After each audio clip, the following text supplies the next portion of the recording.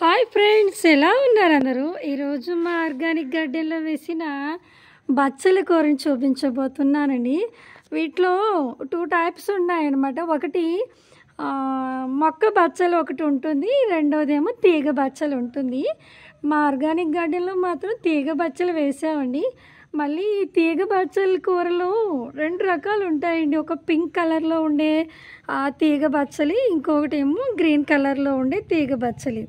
ఆ 2 రకాలకి వేరియేషన్ ఏంటంటారా? ఏమీ లేదండి. ఇది పింక్ కలర్లో ఉంది కదా తీగ, ఇది పింక్ కలర్లో ఉంది కాబట్టి ఇది పింక్ తీగ గల బచ్చలి కూర అంటారు.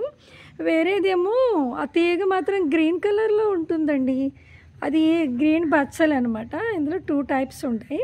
యాక్చువల్గా 2 టైప్స్, ఒకటి మొక్క బచ్చలి, ఇంకోటి తీగ బచ్చలి.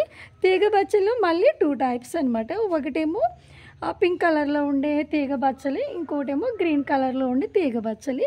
మేము దీనికి ఏ సపోర్ట్ ఇవ్వలేదండి, అది అలాగా పైకి ఎగబాగుకుంటూ పెరిగి ప్రహరీ గోడ అవతలు కూడా పెరిగింది. అది ఎలా పెరిగిందో మీకు చూపిస్తాను, వీడియో చివరి వరకు చూడండి. ఇదిగో ఫ్రెండ్స్, చూసారా? ప్రహరీ గోడ వెంబడి ఎలా పెరిగిందనమాట.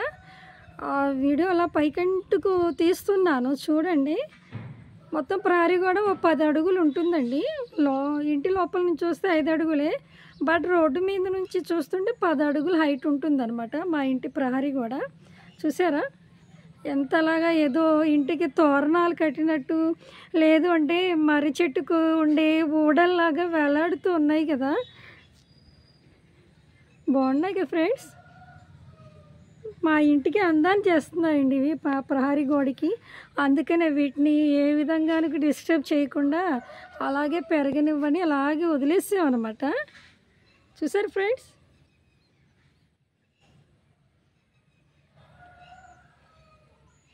ఇది ఫ్రెండ్స్ మా పెరట్లోని బచ్చల తీగ యొక్క హిస్టరీ. ఓకే ఫ్రెండ్స్, మా పెరట్లోని మా ఆర్గానిక్ గార్డెన్లో వేసిన ఈ బచ్చల తీగకు సంబంధించిన బచ్చలి కూర కనుక మీకు నచ్చితే ఒక లైక్ కొట్టండి, మీ ఫ్రెండ్స్ అండ్ ఫ్యామిలీకి షేర్ చేయండి, కుదిరితే కామెంట్ చేయండి, వీలైతే సబ్స్క్రైబ్ చేయండి, మర్చిపోకండి. ఉంటాను. Bye friends.